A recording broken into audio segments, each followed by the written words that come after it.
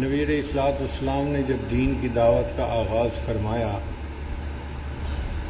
تو مکہ مکرمہ کے مشرکین آپ کے مخالف بن گئے. جو رشتہ دار تھے وہ دشمن ہو گئے، جو دوست تھے وہ مخالف بن گئے، اور وہ طرح طرح سے نبی علیہ السلام کو ایذا پہنچانے کی کوششیں کرتے رہتے تھے. جب یہ سلسلہ کچھ لمبا چلا تو مشرکین نے سوچا کہ ہم کوئی ایسی بات کریں کہ جس سے واضح ہو جائے کہ یہ اللہ کے رسول نہیں ہے، اور اس کے لیے انہوں نے یہودیوں سے مدد مانگی. چنانچہ مکہ کے مشرکین نے نضر بن حارث اور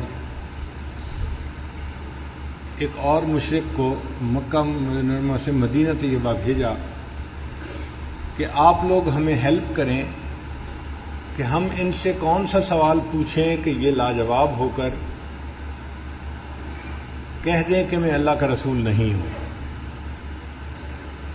یہودی چونکہ علماء تھے اور ان کے پاس کتاب کا علم تھا، انہوں نے بڑے غور خوض کے بعد ان کو 3 سوال بتائے. پہلا سوال کہ یہ آپ ان سے پوچھیں کہ روح کیا چیز ہے، کیونکہ یہ ایسے سوال ہیں کہ جن کا جواب اللہ کے پیغمبر کے سوا کوئی دوسرا بندہ نہیں دے سکتا.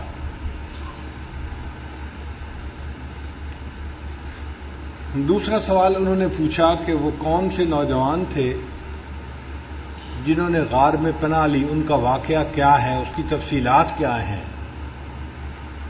مشرکین کو تو اس واقعے کا پتہ ہی نہیں تھا. پہلی کتابوں میں اس کا تذکرہ تھا تو یہودیوں کو معلوم تھا.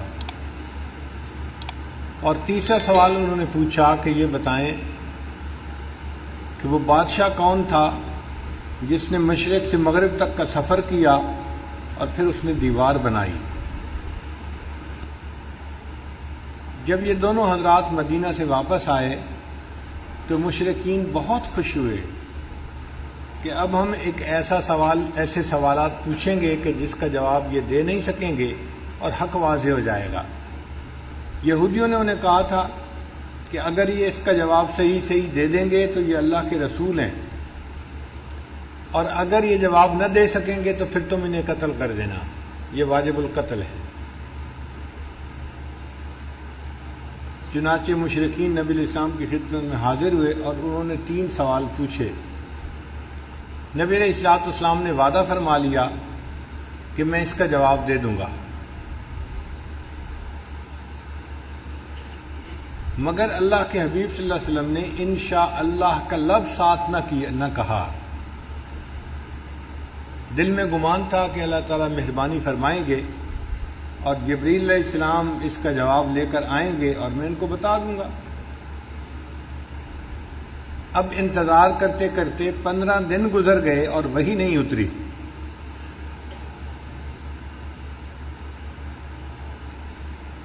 مشرکین مکہ تو مذاق اڑانے میں لگے ہوئے تھے، اور اللہ کے پیارے حبیب صلی اللہ علیہ وسلم کے دل پہ جو بیت رہی تھی وہ نبی علیہ السلام بھی جانتے ہیں. 15 دن کے بعد پھر اللہ رب العزت نے سورہ کہف کو نازل فرمایا.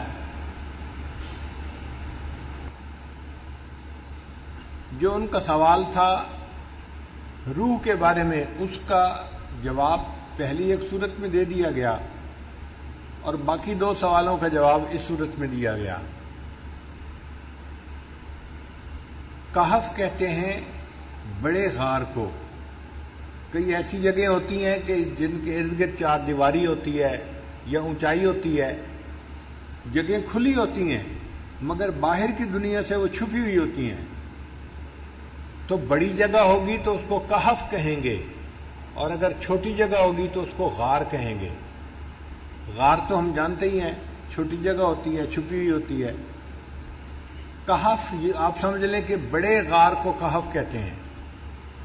چنانچہ اس صورت میں اللہ رب العزت نے کچھ ایسے نوجوانوں کا تذکرہ کیا جنہوں نے اپنا ایمان بچانے کے لیے اپنے گھر وطن کو چھوڑا اور ایک کہف کے اندر انہوں نے پناہ لی۔ مفسرین نے لکھا ہے کہ ایک بادشاہ تھا دقیانوس، بت پرست تھا، اور وہ زبردستی ہر ایک کو بت پرستی کے اوپر آمادہ کرتا تھا۔ جو نہیں کرتا تھا اس کو سزا دیتا تھا، قید کرتا تھا، سزا دلواتا تھا۔ کچھ نوجوان تھے جو موحد تھے، کلمہ پڑھنے والے تھے، اللہ پہ ایمان رکھنے والے تھے۔ ان کو بھی ڈرایا دھمکایا گیا کہ اگر تم قوم کے دین پر عمل نہیں کرو گے تو تمہیں سزا ملے گی۔ اب اپنی جان بچانے کے لیے وہ اپنے گھروں سے نکل کھڑے ہوئے۔ اپنے گھر بار کو چھوڑنا، وطن کو، عزیز اقارب کو چھوڑ کے دین کے لیے چلے جانا، یہ بڑی قربانی ہوتی ہے۔ تو ان نوجوانوں نے بڑی قربانی کی۔ اللہ کی شان دیکھیں کہ جب یہ چلے تو ایک کتا بھی ان کے پیچھے پیچھے چلتا رہا۔ یہ پہاڑوں میں ایک جگہ پہنچے جہاں پہ کہف تھا، بڑی جگہ تھی چھپنے کی۔ یہ وہاں گئے اور وہاں جا کر اللہ نے ان کو سلا دیا، نیند آ گئی، اور یہ وہاں پر سوئے رہے حتیٰ کہ 300 سال سے زیادہ تک وہاں سوئے رہے۔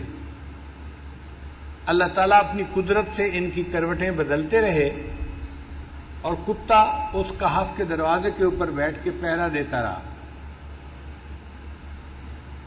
310 سال گزرنے کے بعد پھر ان کی آنکھ کھلی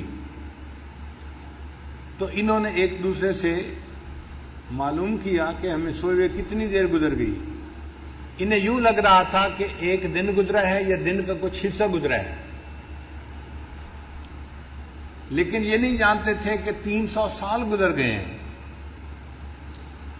پھر انہوں نے کہا کہ اچھا بھوک لگی ہے تو ہم میں سے ایک بندہ چلا جائے اور شہر سے جا کے کھانا لے کے آئے۔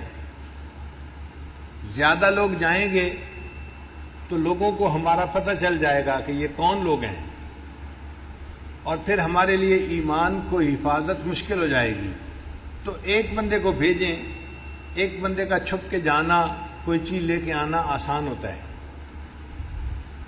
مگر جاتے ہوئے انہوں نے اس کو نصیحت بھی کی کہ دیکھو آپ جا رہے ہو، کوئی جھگڑے والی بات نہ کرنا، جس سے بات کرنی ہو نرمی سے بات کرنا، وَلْيَتَلَطَّفْ، نرمی کے انداز سے بات کرنا۔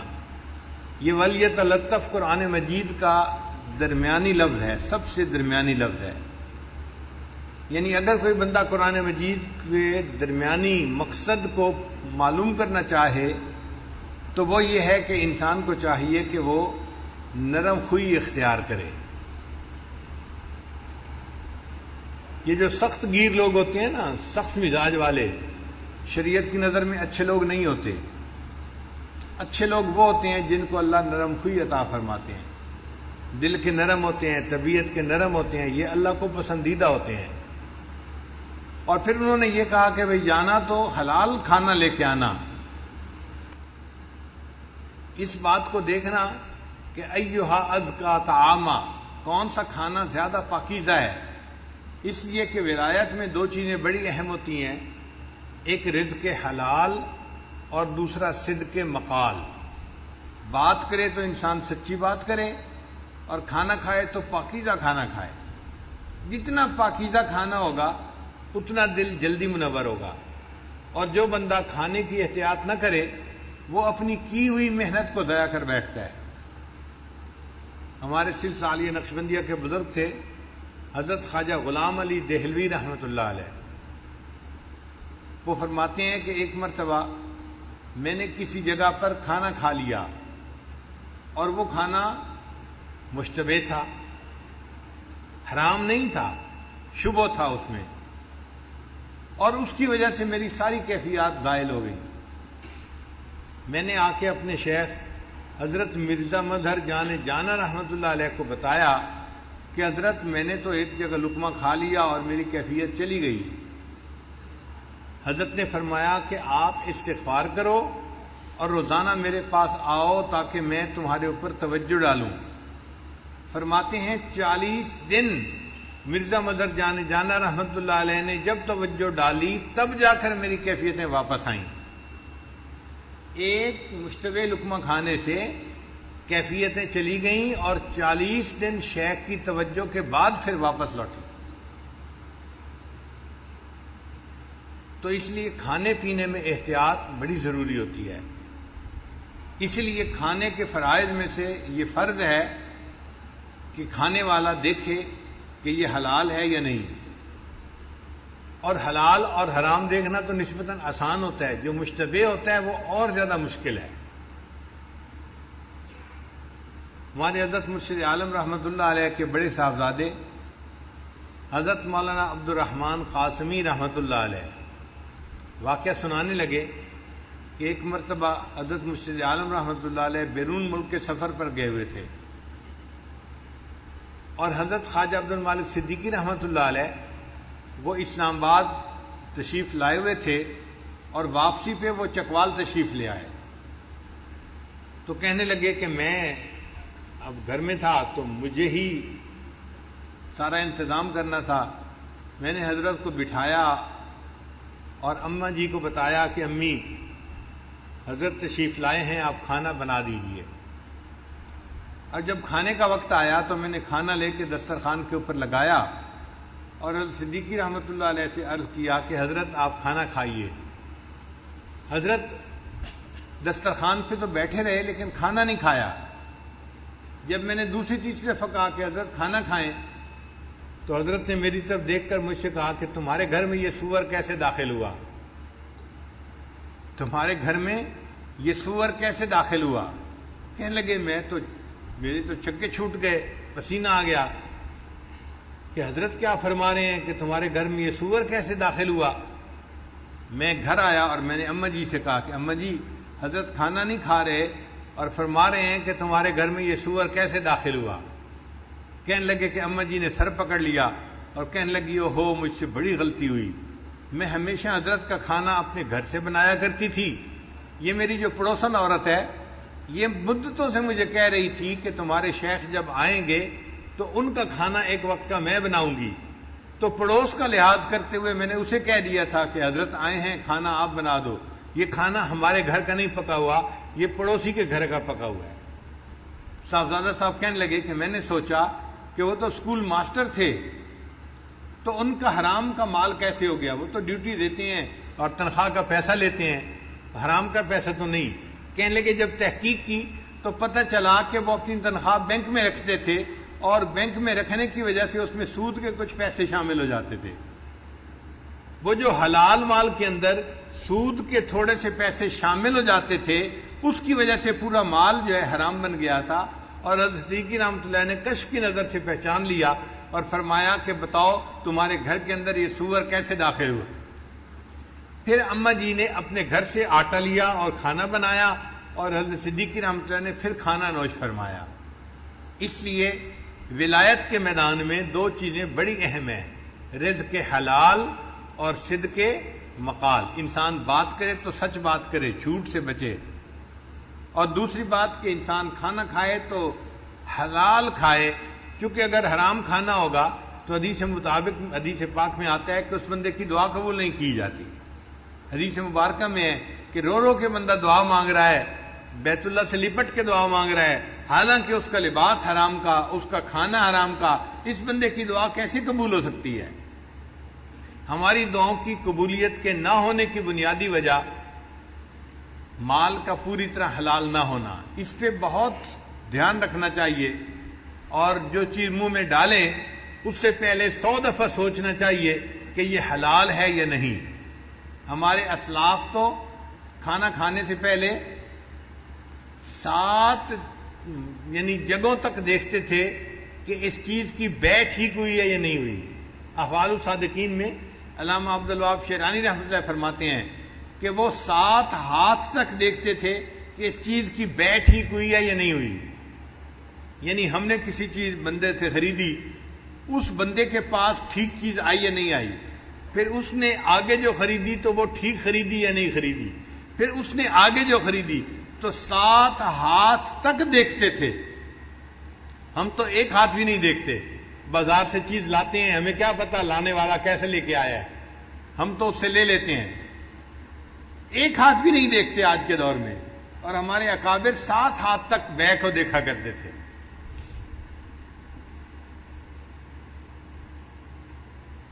حضرت مرزا مظہر جان جانا رحمۃ اللہ کے پاس ایک بندہ انگور لے کے آیا. حضرت انگور کھا لیجئے. تو حضرت نے انکار فرمایا. اس نے پھر کہا حضرت انگور کھا لیجئے. حضرت نے خاموشی اختیار کی. اس نے پھر تیسری مرتبہ کہا حضرت انگور کھا لیجئے، میں آپ کے لیے لایا ہوں. تو حضرت نے فرمایا یہ انگور میں کیسے کھاؤں، مجھے اس میں سے مردوں کی بو آ رہی ہے. میں انگور کیسے کھاؤں، مجھے اس میں سے مردوں کی بو آ رہی ہے. وہ بندہ بڑا حیران ہوا کہ مردوں کی بو اس میں سے کیسے آئی، میں تو حلال مال سے یہ انگور لے کے آیا ہوں.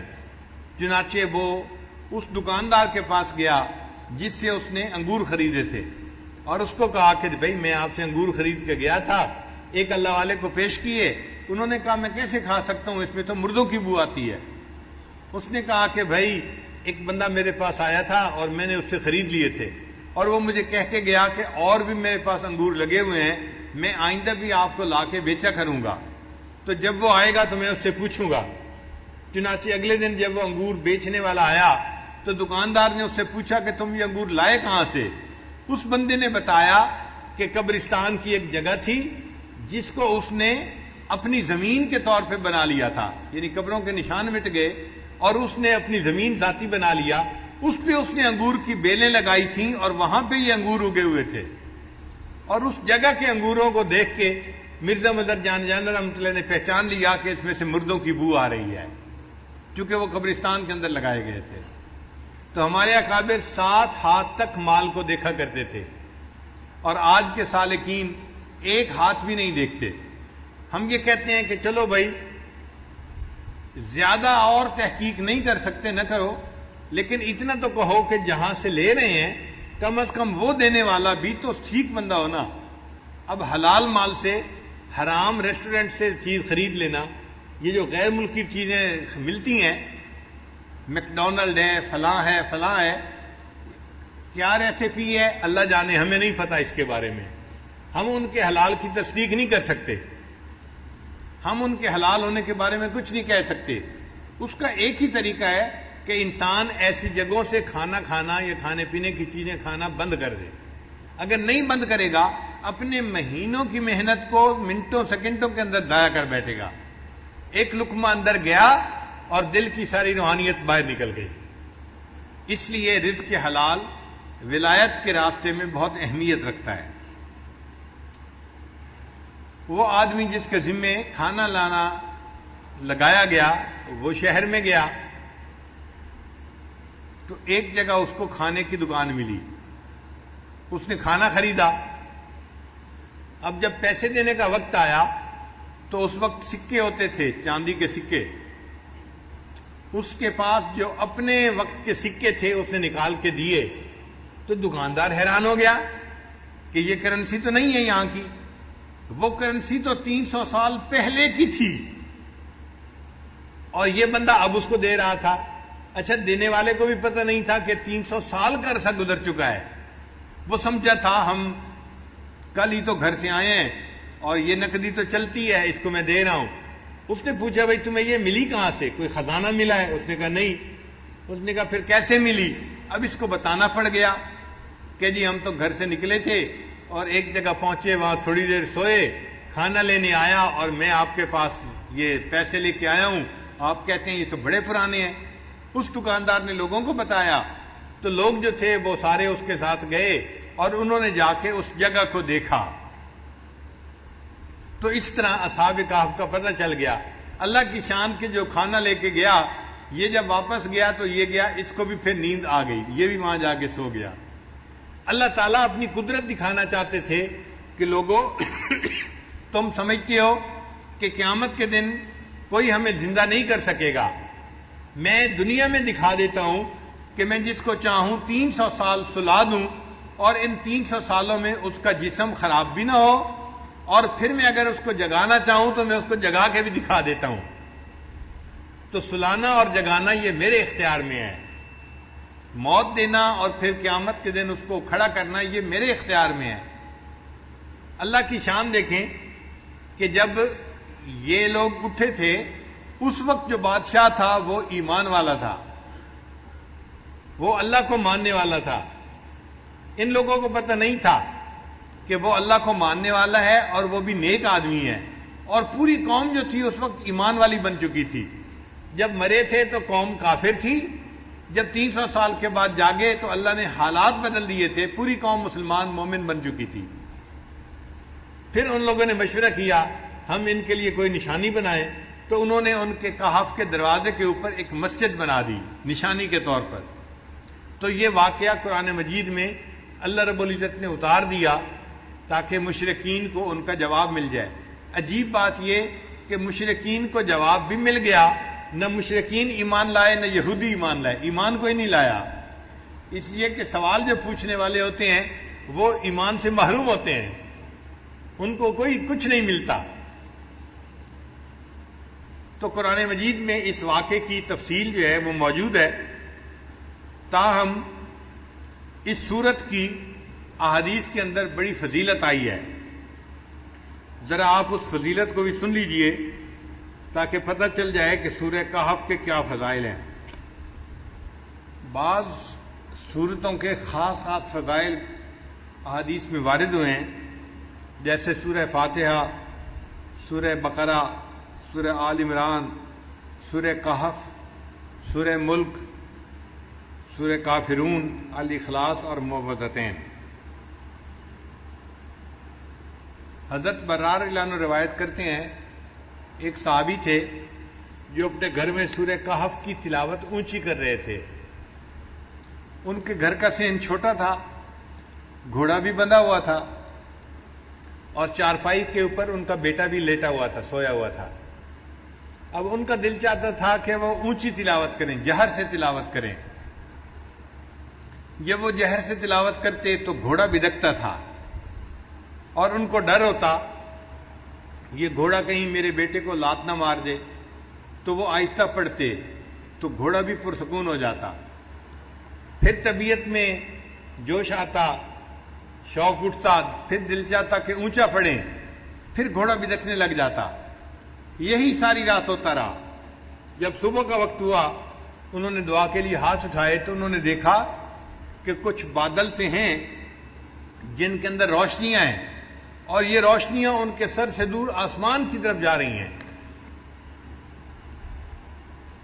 پھر وہ نبی علیہ السلام کی خدمت میں حاضر ہوئے، فذکر ذلک للنبی صلی اللہ علیہ وسلم، انہوں نے نبی علیہ السلام کے سامنے یہ پوری رات کا قصہ بتایا، تو نبی علیہ السلام نے فرمایا کہ یہ اللہ تعالیٰ کے فرشتے تھے جو تمہارے قرآن کی تلاوت سننے کے لیے تمہارے قریب آ گئے تھے۔ اگر تم تلاوت کرتے رہتے تو مدینے کے لوگ اپنی آنکھوں سے اللہ کے فرشتوں کو دیکھ لیتے۔ تو سورہ کہف کی تلاوت سننے کے لیے اللہ کے فرشتے آسمانوں سے نیچے اتر پڑے۔ ابو درداء رضی اللہ عنہ روایت کرتے ہیں من حافظ 10 آیات من اول سورۃ الکہف، کہ جس بندے نے سورہ کہف کی پہلی 10 آیات کو یاد کر لیا، اسی من فتنۃ الدجال، اللہ تعالیٰ اس کو دجال کے فتنے سے محفوظ فرما لیں گے۔ معاذ رضی اللہ عنہ فرماتے ہیں کہ نبی علیہ السلام نے ارشاد فرمایا من قرأ اول سورۃ الکہف وآخرها کانت لہ نورا من قدمہ الی رأسہ، کہ جس نے سورہ کہف شروع میں تلاوت کی اس کے لیے قدموں سے لے کے سر تک نور ہوگا۔ ومن قرأها کلها، اور جس نے پوری سورہ کہف کی تلاوت کی، کانت لہ نورا ما بین السماء الی الارض، تو اس کے لیے اللہ تعالیٰ زمین سے لے کے آسمان تک نور پیدا فرما دیں گے۔ سیدہ صدیقہ لانا فرماتی ہیں من قرأ من سورۃ الکہف 10 آیات، جس نے سورہ کہف میں سے 10 آیات پڑھیں عند منامہ، سونے سے پہلے، اسم من فتنۃ الدجال، اللہ تعالیٰ اس کو دجال کے فتنے سے محفوظ فرمائیں گے۔ ابن عباس نے فرماتے ہیں کہ نبی علیہ السلام نے ارشاد فرمایا سورۃ الکہف تدعا فی التوراۃ حائل، کہ سورہ کہف کا نام تورات کے اندر حائلو تھا. حائلہ کیا مطلب؟ حائل ہونے والی، یعنی یہ بندے اور قبر کے عذاب کے درمیان حائل ہونے والی صورت ہے، بندے اور شیطان کے درمیان حائل ہونے والی صورت ہے. عبداللہ عنہ فرماتے ہیں قال رسول اللہ صلی اللہ علیہ وسلم کہ نبی علیہ الصلوۃ والسلام نے ارشاد فرمایا البیت الذی تقرأ فیہ سورۃ الکہف، وہ گھر جس کے اندر سورہ کہف کی تلاوت کی جاتی ہے، لا یدخلہ شیطان تلک اللیلہ، اس رات شیطان اس گھر کے اندر داخل نہیں ہو سکتا. یعنی جو بندہ رات کو سورہ کہف تلاوت کر لے گا اس گھر کے اندر شیطان رات کو داخل نہیں ہو سکتا. آپ اندازہ لگائیے اس سورت کی کتنی عظمت ہے کہ جس گھر میں رات کو پڑھی جائے شیطان رات کو داخل نہیں ہو سکتا، تو بھئی اگر دن میں پڑھی جائے گی تو دن میں بھی داخل نہیں ہو سکے گا، اور جس گھر کے لوگ پڑھیں گے وہ فتنہ دجال سے محفوظ رہیں گے. اس سورت کو یاد کرنا اور اس کی کثرت سے تلاوت کرنا یہ بہت فائدے کی بات ہے. اسی لیے جمعہ کے دن اس سورت کا پڑھنا اور بھی زیادہ ثواب کا باعث ہے. نبی علیہ السلام نے ارشاد فرمایا کہ سورہ کہف کو جمعہ کے دن تلاوت کیا کرو. تو ہم سورہ کہف کی بھی تلاوت کریں جمعہ کے دن اور اس کو یاد کر کے پڑھنے کی کوشش کریں تاکہ اللہ تعالی ہمیں شیطان سے بھی بچائے اور جو دجال ہے اللہ تعالیٰ اس کے فتنے سے بھی ہمیں محفوظ فرمائے.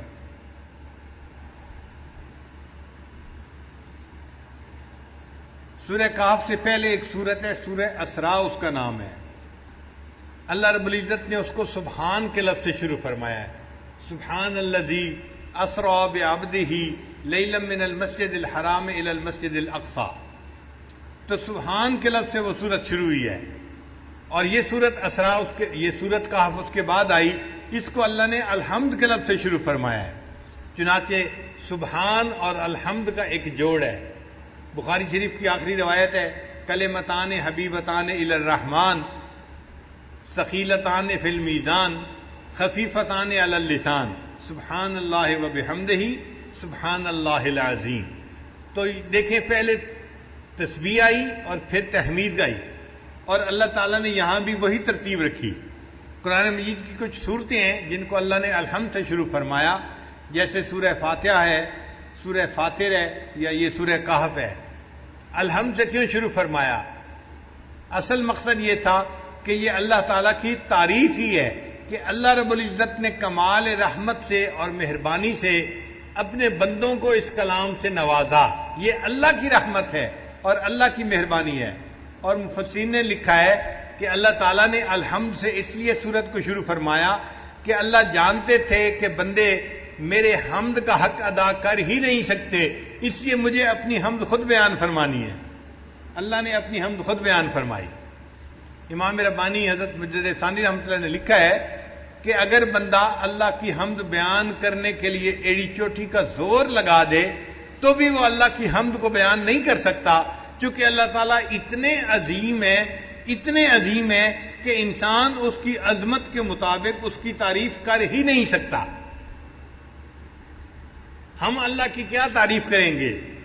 انبیاء کے سردار، انبیاء کے امام حضرت محمد مصطفیٰ احمد مجتبیٰ حضرت محمد مصطفیٰ صلی اللہ علیہ وسلم، انہوں نے فرما دیا اللہم لا احصی ثناء علیک، اے اللہ میں آپ کی تعریفوں کا احاطہ نہیں کر سکتا. انت کما اثنیت علی نفسک، آپ ایسے ہیں جیسے آپ نے اپنی تعریفیں خود بیان فرمائی ہیں. تو اللہ کی تعریف اللہ خود ہی بیان فرما سکتا ہے، مخلوق میں سے کوئی تعریف کر ہی نہیں سکتا. اللہ اتنے بڑے ہیں.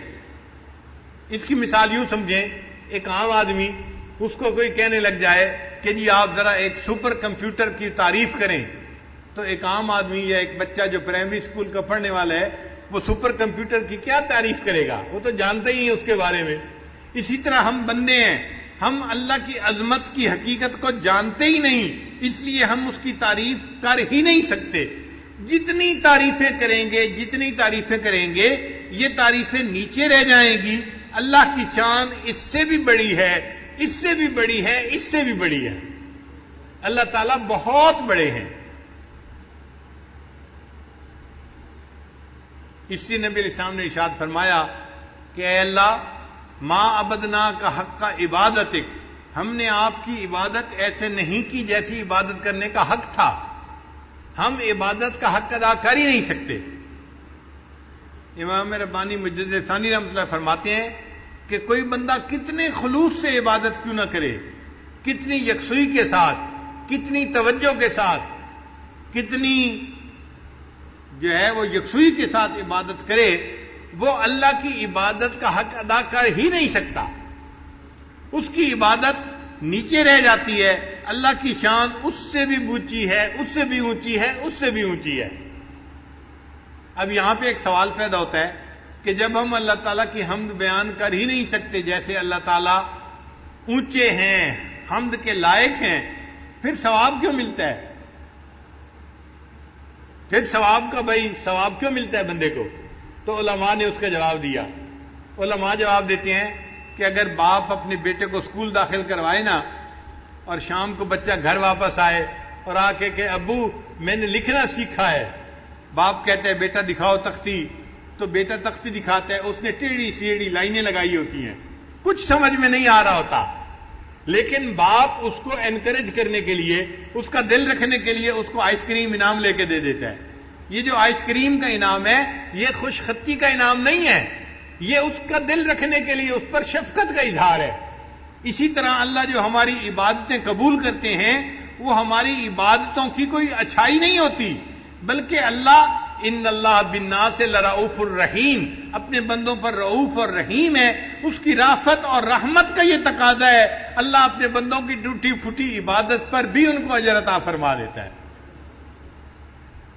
اس لیے اللہ تعالیٰ نے اس سورت کو الحمد کے لفظ سے شروع فرمایا، الحمدللہ الذی انزل علی عبدہ الکتاب ولم یجعل لہ عوجا، سب تعریف اللہ ہی کے لیے ہے جس نے اپنے بندے پر کتاب نازل فرمائی اور اس کتاب میں ذرا بھی کجی نہیں رکھی۔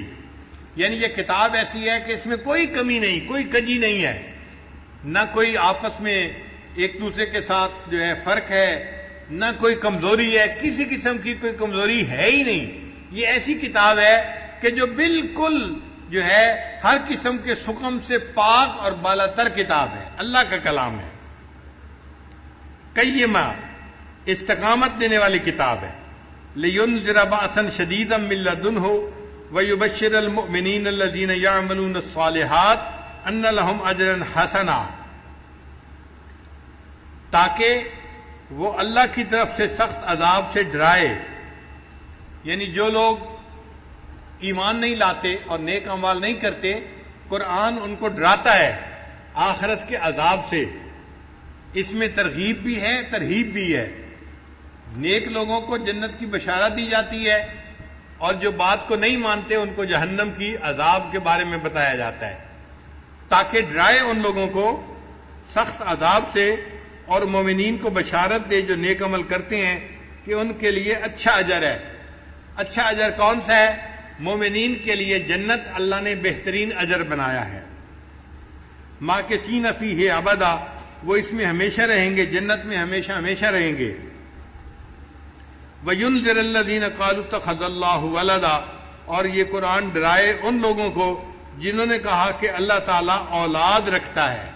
بعض ایسے بھی لوگ گزرے ہیں جو کہتے تھے کہ اللہ تعالیٰ کی اولاد ہے، چنانچہ جو مشرکین تھے وہ کہتے تھے کہ جو ملائکہ ہیں وہ اللہ کی بیٹیاں ہیں، ملائکہ کو، فرشتوں کو اللہ کی بیٹیاں کہتے تھے، اور یہود جو تھے وہ عزیر علیہ السلام کو اللہ کا بیٹا کہتے تھے، اور جو عیسائی تھے وہ حضرت عیسیٰ علیہ السلام کو اللہ کا بیٹا کہتے تھے۔ یعنی یہ تینوں قسم کے لوگ اللہ کی اولاد مانتے تھے۔ ایک مسلمان ہے جو یقین رکھتے ہیں کہ اے اللہ آپ اولاد سے پاک ہیں، قل هو اللہ احد اللہ الصمد لم یلد ولم یولد ولم یکن لہ کفوا احد، اور اسی لیے اللہ تعالیٰ کو ایمان والوں سے محبت ہے کہ یہ میری عظمت کو جانتے ہیں اور میرے اوپر صحیح ایمان لانے والے بندے ہیں۔ اللہ تعالیٰ کو اس بات پہ بہت غصہ آتا ہے کہ کوئی ان کے ساتھ اولاد کو جوڑے۔ فرماتے ہیں ما لہم بہ من علم ولا لآبائہم، اس کے بارے میں کچھ بھی علم نہیں ہے ان لوگوں کو اور نہ ان کے باپ دادوں کو۔ یعنی یہ بھی جاہل ہیں اور ان کے باپ دادا جو کہتے تھے نا کہ اللہ کی اولاد ہے وہ بھی جاہل ہیں، اس لیے کہ سانپ کا بیٹا سانپ ہی ہوتا ہے. یہ جاہل تھے، انہوں نے اولاد جنی تو وہ بھی جاہل ہی نکلی، اور ان کی اولاد نے بھی کہا کہ اللہ تعالیٰ کا بیٹا ہے. اللہ فرماتے ہیں کبرت کلمۃ تخرج من افواہہم، کہ بڑے بول ہیں جو ان کے منہوں سے نکل رہا ہے. ان یقولون الا کذبا، یہ نہیں بولتے مگر جھوٹ، یہ جھوٹ بات کر رہے ہیں. پھر اللہ تعالیٰ نے اپنے پیارے حبیب صلی اللہ علیہ وسلم کی تسلی فرمائی کہ چونکہ اللہ کے حبیب صلی اللہ علیہ وسلم 15 دن وحی نہ آنے کی وجہ سے بہت غمزدہ بھی تھے. اللہ فرماتے ہیں فَلَعَلَّكَ بَاخِعٌ نَفْسَكَ عَلَىٰ آثَارِهِمْ إِن لَّمْ يُؤْمِنُوا بِهَٰذَا الْحَدِيثِ أَسَفًا. تو ایسا تو نہیں کہ آپ ان کے پیچھے اپنی جان کو غم کی وجہ سے ہلاک کر دینے والے ہیں اور یہ لوگ اس مضمون پر ایمان نہ لائیں. اگر یہ لوگ ایمان نہیں لاتے آپ اتنے غمزدہ کیوں ہوتے ہیں؟ آپ کے اوپر تو ہے بات کو پہنچانا. وما علیک الا البلاغ، آپ نے تو بات پہنچا دی، آپ کی ذمہ داری ختم ہو گئی. اب اگر یہ ایمان نہیں لاتے تو اے میرے حبیب صلی اللہ علیہ وسلم آپ کتنا غم کیوں کرتے ہیں؟ آپ کیوں اپنے آپ کو پریشانی میں ڈالتے ہیں؟ پھر آگے فرمایا انا جعلنا ما علی الارض زینۃ لہا لنبلوہم ایہم احسن عملا. بلا شبہ زمین پر جو کچھ ہے ہم نے اس کے لیے زینت بنایا ہے تاکہ ہم آزمائیں کہ ان لوگوں میں سے کون اچھا عمل کرتا ہے. زمین کے اوپر جو کچھ بھی ہے وہ سب کا سب ہمارے لیے امتحان ہے. زمین کی زیب و زینت بھی امتحان ہے، زمین کے اوپر مال وہ بھی امتحان ہے، زمین کے اوپر جمال وہ بھی امتحان ہے. ہر چیز ہمارے لیے امتحان ہے، اور اللہ تعالیٰ نے یہ اس لیے امتحان بنایا کہ وہ دیکھنا چاہتے ہیں کہ کون ہیں جو نیک عمل کرنے والے ہیں. وَإِنَّا لَجَاعِلُونَ مَا عَلَيْهَا سَيِّدًا جُرُزًا. اللہ فرماتے ہیں اور زمین پر جو کچھ ہے بلا شبہ ہم اسے بالکل صاف میدان بنا دینے والے ہیں. اور یہ چند دن کی بات ہے، یہ جو کچھ ہے ایک وقت آئے گا کہ ہر چیز مٹ جائے گی، یہ سب مٹی کی ڈھیری بن جائے گی اور اللہ تعالیٰ زمین کو چٹیل میدان بنا دیں گے. یہ زمین کے اوپر جو درخت نظر آ رہے ہیں یا عمارتیں نظر آ رہی ہیں یہ سب ختم ہونے والی چیزیں ہیں، یہ فانی چیزیں ہیں، ان سے دل لگانا بے وقوفی کی بات ہے. اب نبی علیہ السلام کو تسلی دینے کے بعد اللہ رب العزت نے اصحاب کہف کا قصہ اب شروع فرمایا. فرماتے ہیں ام حسبت ان اصحاب الکہف والرقیم کانوا من آیاتنا عجبا. کیا آپ نے یہ خیال کیا ہے کہ کہف اور رقیم والے ہماری نشانیوں میں سے عجیب چیز تھے؟ کہف کہتے ہیں بڑے غار کو، اور رقیم کا لفظ رقم سے ہے. رقم قرآن پاک کا لفظ ہے، اس کا معنی ہوتا ہے لکھنا، اور اردو میں بھی استعمال ہوتا ہے. رقم نمبر ہم استعمال کرتے ہیں اردو زبان میں بھی. تو رقیم جو ہے اصل میں ایک پلیٹ تھی جس کے اوپر قوم نے ان اصحاب کہف کے بارے میں کچھ لے کے اس کو کہف کے دروازے کے اوپر فکس کر دیا تھا.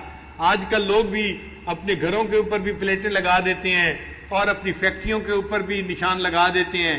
تو اس زمانے میں ایک پتھر کے اوپر کچھ لکھ کر لگا دیا گیا تھا تو اس کو رقیم کہا گیا، وہ جو پلیٹ بنا دی تھی انہوں نے. تو اصحاب کہف تو تھے اس غار کی وجہ سے، اور رقیم تھے اس پلیٹ کی وجہ سے جو دروازے کے اوپر لگا دی گئی تھی، تو ان کو اصحاب کہف و رقیم کہا گیا. اللہ فرماتے ہیں اذ اول فتیۃ الی الکہف فقالوا ربنا آتنا من لدنک رحمۃ وہیئ لنا من امرنا رشدا. کہ جب جوانوں نے غار میں ٹھکانہ پکڑا تو انہوں نے کہا اے ہمارے رب اپنے پاس سے ہمیں رحمت عطا فرما اور ہمارے لیے ہمارے کام میں اچھی صورتحال مہیا فرما. قرآن مجید کی یہ خوبی ہے کہ وہ جب کوئی قصہ بیان کرتا ہے تو اس کی جزیات کے اندر نہیں جاتا، چونکہ وہ بے فائدہ ہوتا ہے. کام کی بات سے کام رکھتا ہے، جو اصل مقصود ہے وہ پہنچا دیتا ہے اور اس سے مقصد پورا ہو جاتا ہے. تو قرآن مجید نے یہ نہیں کہا کون سا زمانہ تھا، کون سا بادشاہ تھا اور کیا واقعہ پیش آیا. اتنا کہا کہ وہ چند نوجوان تھے جو غار کے اندر داخل ہوئے اس لیے کہ وہ اپنے ایمان کو بچانا چاہتے تھے، اور انہوں نے دعا مانگی ربنا آتنا من لدنک رحمۃ وہیئ لنا من امرنا رشدا. اے اللہ، اے ہمارے رب، ہمیں اپنے پاس سے رحمت عطا فرما اور ہمارے لیے ہمارے کام میں اچھی صورتحال مہیا فرما. بس اتنی بات بتائی اور بات کو مکمل کر دیا. پھر جب وہ کہف کے اندر آ گئے، اللہ فرماتے ہیں فَضَرَبْنَا عَلَىٰ آذَانِهِمْ فِي الْكَهْفِ سِنِينَ عَدَدًا، سو ہم نے ان کے کانوں پر سال ہا سال تک پردہ ڈال دیا، پھر ہم نے انہیں اٹھایا۔ جب انسان سوتا ہے نا تو اس کے کانوں کے اوپر پردہ آ جاتا ہے۔ نیند کا تعلق دو چیزوں کے ساتھ ہے، ایک آنکھوں کے ساتھ ہے اور ایک کانوں کے ساتھ ہے۔ اگر کانوں میں آواز چلی جائے تو بھی نیند ڈسٹرب ہو جاتی ہے، اگر آنکھوں کے آگے روشنی آ جائے تو بھی نیند ڈسٹرب ہو جاتی ہے۔ اسی لیے سائنسدانوں نے یہ لکھا ہے کہ ایک آدمی اگر کسی جنگل کے اندر سویا ہوا ہے تو رات ہوگی تو اس کو نیند آئے گی، اور جیسے ہی صبح کی روشنی ہوگی تو بند آنکھوں کے باوجود اس کی آنکھوں کے اندر سے روشنی اس کے دماغ تک جائے گی اور اس کو پتہ چل جائے گا کہ صبح کا وقت ہو گیا ہے اور اس کی آنکھ کھل جائے گی۔ تو صبح کے وقت، سحری کے وقت خود بخود آنکھ کھل جاتی ہے۔ تو آنکھ کھلتی ہے، روشنی دماغ تک پیغام دے یا کان کی آواز دماغ تک پیغام دے۔ تو اللہ فرماتے ہیں کہ وہ غار میں سوئے ہوئے تھے، تو صاف ظاہر ہے کہ غار کے اندر اللہ نے ان کو سلانے کے لیے ان کے کانوں کے اوپر پردہ ڈال دیا تھا، اور پردہ آنے کی وجہ سے اب ان کو گہری نیند آ گئی تھی۔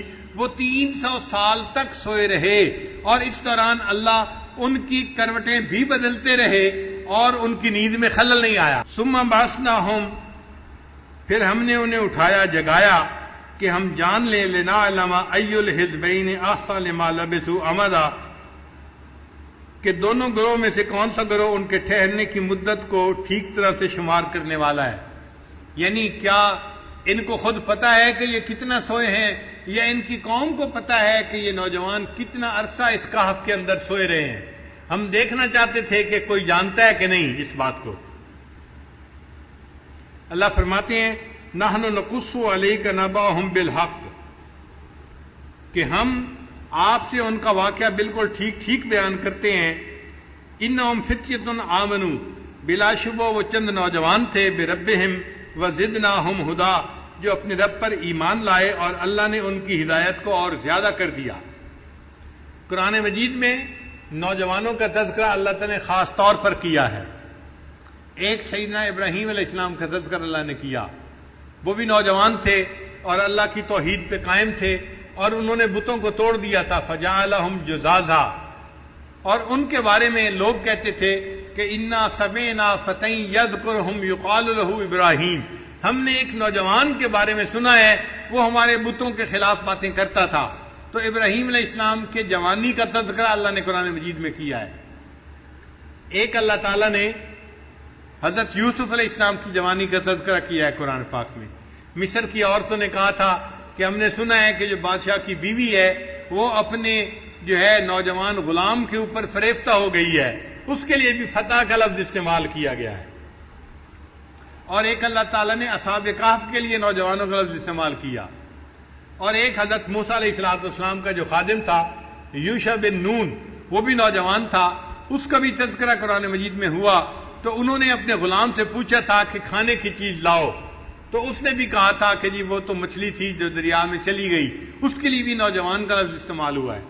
یہ سب کے سب ایمان والے لوگ نوجوان لوگ تھے۔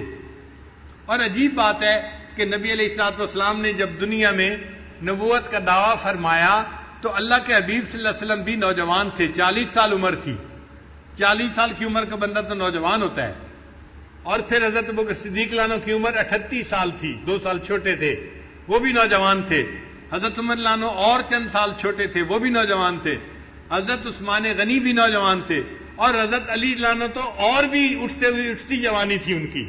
اور ان کے بارے میں تو نبی علیہ الصلوۃ والسلام نے حدیث پاک میں بھی فرمایا کہ لا فتى الا علی، کہ کوئی نوجوان نہیں سوائے علی کے۔ تو علی کی جوانی کا تذکرہ تو اللہ کے حبیب صلی اللہ علیہ وسلم نے حدیث پاک میں بھی فرمایا ہے۔ یہ سب نوجوانوں کی جماعت تھی جنہوں نے دین کی بنیاد رکھی، اور اللہ تعالیٰ نے دین اسلام کی آبیاری ان نوجوانوں سے کروائی۔ ہمیشہ جب بھی دنیا میں کوئی انقلاب آتا ہے اس کے پیچھے نوجوان ہی ہوتے ہیں۔ تو یاد رکھیے گا، نوجوانوں کا جوش اور بوڑھوں کا ہوش، نوجوانوں کا جوش اور بوڑھوں کا ہوش۔ بوڑھوں میں عقل مندی ہوتی ہے، ان کا دماغ کام کرتا ہے، وہ صحیح فیصلے کر پاتے ہیں، اس لیے وہ صحیح جو ہے ڈیسیژن لیتے ہیں۔ تو بوڑھوں کا ہوش ضروری ہے، اور پھر کام کو کرنے کے لیے نوجوانوں کا جوش بھی ضروری ہے تاکہ کام اپنے پایہ تکمیل تک پہنچ جائے۔ تو یہ چند نوجوان تھے جن کا تذکرہ قرآن مجید نے کیا کہ یہ اپنے ایمان بچانے کے لیے غار کے اندر چلے گئے تھے۔ اللہ فرماتے ہیں وَرَبَطْنَا عَلَىٰ قُلُوبِهِمْ، ہم نے ان کے دلوں کو مضبوط کر دیا، اذ قاموا، جب وہ سونے کے بعد اٹھے، فقالوا، جب وہ کھڑے ہوئے، فقالوا، اور کہنے لگے، ربنا رب السماوات والارض، ہمارا رب تو وہ ہے جو آسمان اور زمین کا رب ہے، لن ندعو من دونہ الہا لقد قلنا اذا شططا، ہم اس کے علاوہ کسی کو معبود نہیں بنائیں گے، اس صورت میں تو ہم یقینی طور پر بڑی زیادتی کرنے والے ہو جائیں گے۔ یعنی قوم کہتی تھی نا کہ تم بھی بتوں کو پوجو، تو وہ کہتے تھے کہ ہم بتوں کو نہیں پوج سکتے، ہم ایک اللہ کو ہی پوجیں گے۔ ہؤلاء قوم اتخذوا من دونہ الہ آلہہ، ہماری قوم کے لوگ ہیں جنہوں نے اللہ کے سوا دوسرے معبود بنا لیے ہیں۔ لولا یاتون علیہم بسلطان بین، کیوں نہیں لے آتے اس پر یہ کھلی ہوئی دلیل۔ فمن اظلم ممن افترى علی اللہ کذبا، سو اس سے بڑھ کر کون ظالم ہوگا جو اللہ تعالیٰ پر جھوٹی تہمت لگائے۔ وَإِذِ اعْتَزَلْتُمُوهُمْ، اور جب تم ان لوگوں سے اور ان کے معبودوں سے جدا ہو گئے، وَمَا يَعْبُدُونَ إِلَّا اللَّهَ فَآوُوا إِلَى الْكَهْفِ، تو جو اللہ کے سوا ہیں تو غار کی طرف پناہ لے لو۔ ینشر لکم ربکم من رحمتہ، تمہارا رب تم پر اپنی رحمت پھیلا دے گا۔ ویہیئ لکم من امرکم مرفقا، اور تمہارے مقصد میں اللہ تعالیٰ آسانی پیدا فرما دے گا۔ تو دیکھیں اللہ تعالیٰ نے ان کے ایمان کو بھی بچا لیا اور ان کو ایسے وقت میں جگایا کہ جب پوری قوم ایمان والی قوم بن گئی تھی۔ وہ کبھی سوچ بھی نہیں سکتے تھے ہم ایسا وقت بھی آنکھوں سے دیکھیں گے کہ پوری قوم جو بت پرست ہے وہ پھر ایمان والی قوم بن جائے گی۔ اللہ فرماتے ہیں وَتَرَى الشَّمْسَ إِذَا طَلَعَتْ تَزَاوَرُ عَنْ كَهْفِهِمْ، اور اے مخاطب تو دیکھے گا کہ جب سورج نکلتا ہے تو وہ ان کے غار سے داہنی طرف کو بچ کر گزر جاتا ہے۔ وَإِذَا غَرَبَتْ تَقْرِضُهُمْ ذَاتَ الشِّمَالِ، اور جب غروب ہونے لگتا ہے تو بائیں طرف سے کتراتا ہوا چلا جاتا ہے۔ وَهُمْ فِي فَجْوَةٍ مِّنْهُ، اور وہ غار کے ایک فراخ حصہ میں تھے۔ ذَلِكَ مِنْ آیاتِ اللہ، یہ اللہ کی نشانیوں میں سے ہے۔ مَن یہد اللہ فہو المہتد، جسے اللہ ہدایت دے وہی ہدایت پانے والا ہے۔ وَمَن یضلل، اور جس کو وہ گمراہ کرے، فلن تجد لہ ولیا مرشدا، تو اس کے لیے کوئی مددگار اور اس کو بتانے والا نہ پائے گا۔ یعنی اللہ رب العزت نے ان کا جو غار تھا نا، کہف تھا، اس کا معاملہ ایسے رکھا تھا کہ جب سورج طلوع ہوتا تھا تو بھی اس کی ڈائریکٹ دھوپ نہیں پڑتی تھی، کیونکہ ڈائریکٹ دھوپ پڑنے سے چیزوں کے اوپر اثر ہوتا ہے۔ اگر ان کے بدن پر ڈائریکٹ دھوپ پڑتی تو 300 سال میں ان کے بدن گل سڑ جاتے۔ اللہ ان کے بدن کو سلامت رکھنا چاہتے تھے، تو اللہ تعالیٰ نے ایسا معاملہ بنا دیا کہ سورج جب چڑھتا تھا یا غروب ہوتا تھا تو پہاڑ ایسا تھا کہ وہ اس کی دھوپ کو روک لیتا تھا اور ان لوگوں کے جسموں تک دھوپ جاتی نہیں تھی۔ اللہ فرماتے ہیں کہ اللہ نے اپنی نشانی دکھائی، قدرت دکھائی کہ دیکھو میں نے ان لوگوں کے جسموں کو اتنے 100 سال تک صحیح سلامت رکھا۔ وَتَحْسَبُهُمْ أَيْقَاظًا وَهُمْ رُقُودٌ، اور اے مخاطب تو ان کو دیکھتا تو خیال کرتا کہ وہ جاگ رہے ہیں حالانکہ وہ سوئے ہوئے تھے۔ وَنُقَلِّبُهُمْ ذَاتَ الْيَمِينِ وَذَاتَ الشِّمَالِ، اور ہم انہیں دائیں کروٹ پر اور بائیں کروٹ پر بدل دیتے تھے۔ وَكَلْبُهُمْ بَاسِطٌ ذِرَاعَيْهِ بِالْوَسِيدِ، اور ان کا کتا دہانے کے اوپر، یعنی غار کا جو دروازہ تھا اس کے اوپر اپنے ہاتھ بچھائے ہوئے بیٹھا تھا۔ یعنی کتا جب بیٹھتا ہے نا تو اپنے دونوں ہاتھ زمین پر یوں رکھ لیتا ہے، تو کتا اس طرح سے بیٹھا ہوا تھا کہ اگر دینے والا دیکھتا تو وہ یوں محسوس کرتا کہ کچھ لوگ ہیں جو لیٹے ہوئے ہیں، جاگ رہے ہیں، اور کتا ان کی حفاظت کے لیے بیٹھا ہے، تو دیکھنے والا یقیناً مرعوب ہو جاتا اور وہ دوڑ کے واپس جاتا۔ اللہ فرماتے ہیں لَوِ اطَّلَعْتَ عَلَيْهِمْ لَوَلَّيْتَ مِنْهُمْ فِرَارًا وَلَمُلِئْتَ مِنْهُمْ رُعْبًا، اگر تو انہیں جھانک کر دیکھ لیتا تو ان کی طرف سے پیٹ پھیر کر بھاگ جاتا اور ان کی وجہ سے تیرے اندر روب بھر جاتا۔ یعنی ایسا روب والا ماحول تھا کہ دیکھنے والا ڈر جاتا۔ وَكَذَلِكَ بَعَثْنَاهُمْ لِيَتَسَاءَلُوا بَيْنَهُمْ، اور اس طرح ہم نے انہیں اٹھایا کہ وہ آپس میں سوال کریں۔ قال قائل منہم کم لبستم، ان میں سے ایک نے جاگنے کے بعد دوسرے سے پوچھا بھئی ہم کتنی دیر سوئے ہیں؟ وہ سمجھ رہے تھے کہ چند گھنٹے سوئے ہوں گے یا ایک دن سوئے ہوں گے. قالوا لبسنا یومن او بعد یوم، وہ کہنے لگے کہ ایک دن یا ایک دن سے کم حصہ ہم سوئے ہیں. قالوا، پھر بعضوں نے کہا ربکم اعلم بما لبستم، اللہ کو معلوم ہے کہ ہم کتنا سوئے ہیں. فبعثوا احدکم بورقکم هذه الى المدینہ، بھائی اب تو بھوک لگی ہے لہذا ایک بندے کو بھیجو جو شہر سے جا کے روٹی لے کے آئے تاکہ ہم کھانا کھائیں. کیا تم بحث میں پڑ گئے ہو کہ کتنا سوئے ہیں؟ جتنا اللہ نے چاہا سلا دیا.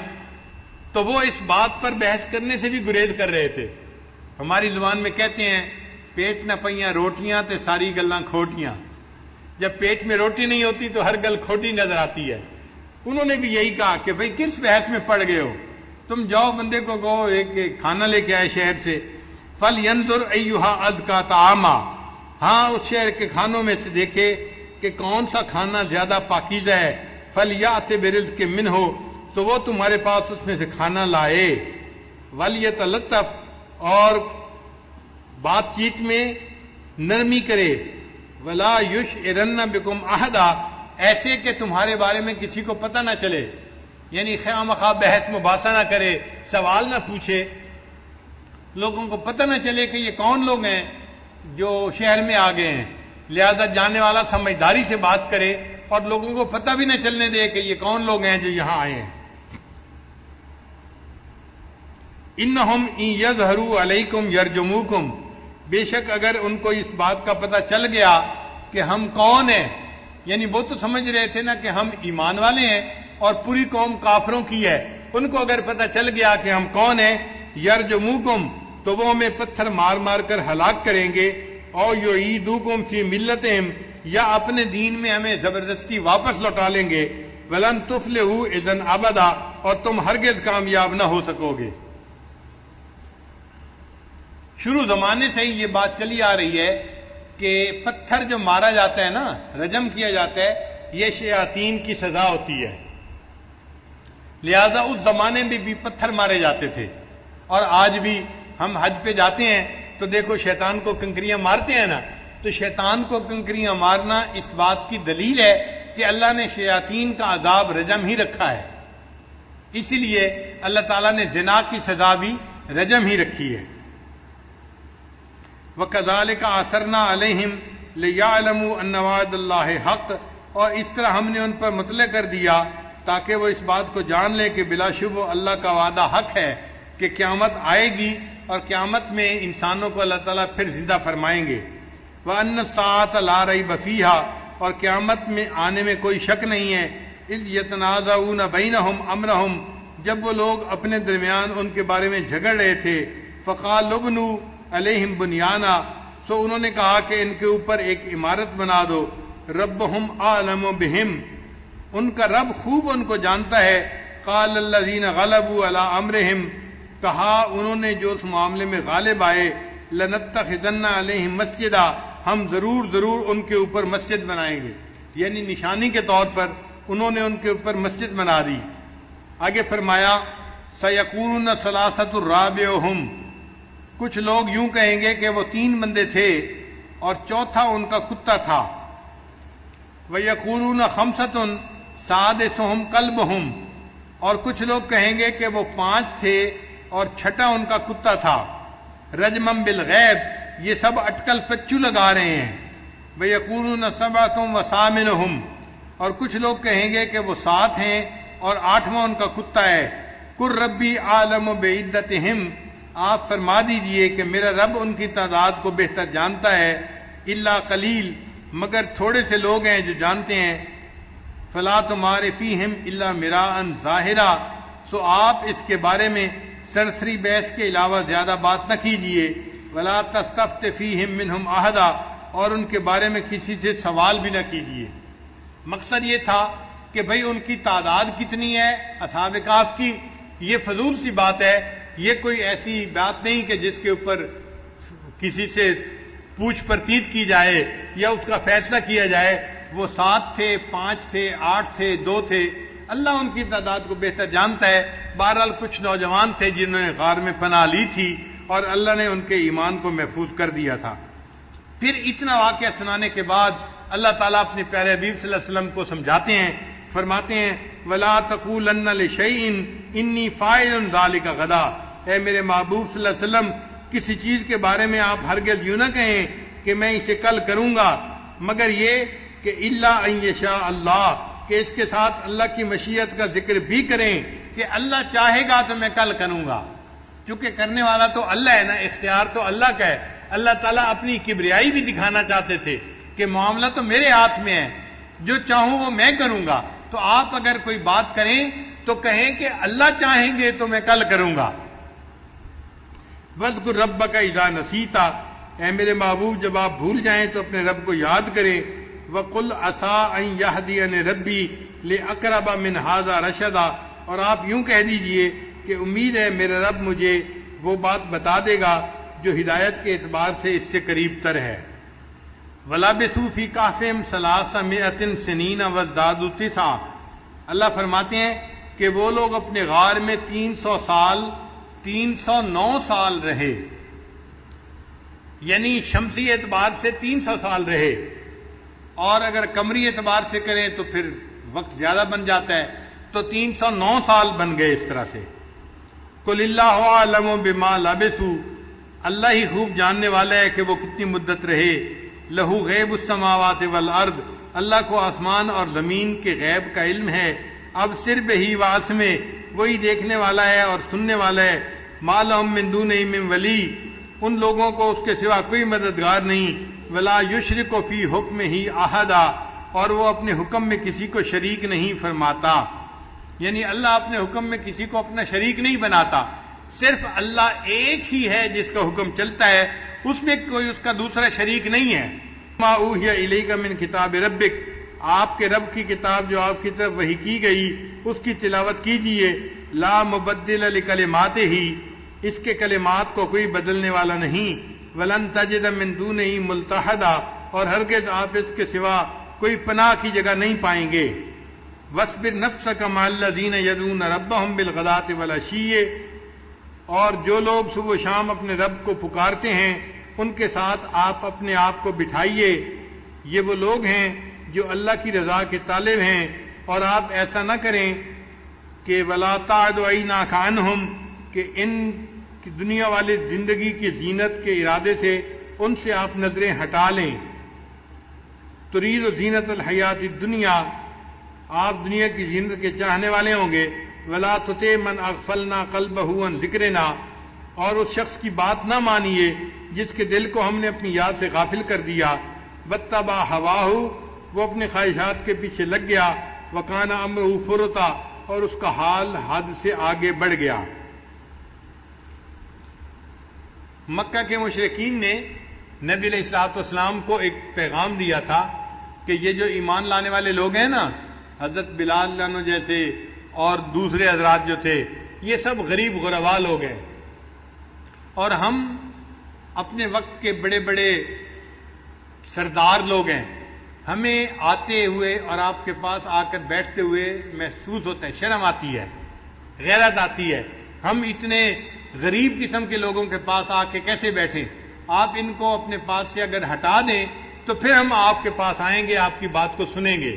تو جب انہوں نے یہ پیغام بھیجا، اللہ رب العزت نے آیت اتار دی، اے میرے حبیب صلی اللہ علیہ وسلم، یہ مکار لوگ ہیں، یہ مشرکین کے جو سردار ہیں، آپ ان کی دنیا کی حیثیت کا ذرا خیال نہ کیجئے، اور جو آپ کے پاس لوگ ہیں آپ ان صحابہ کے پاس بیٹھیے، یہ ایمان کے ساتھ اپنے دلوں کو بھرنے والے لوگ ہیں، آپ ان میں اپنا وقت گزاریے اور ان کو اپنی صحبت عطا فرمائیے۔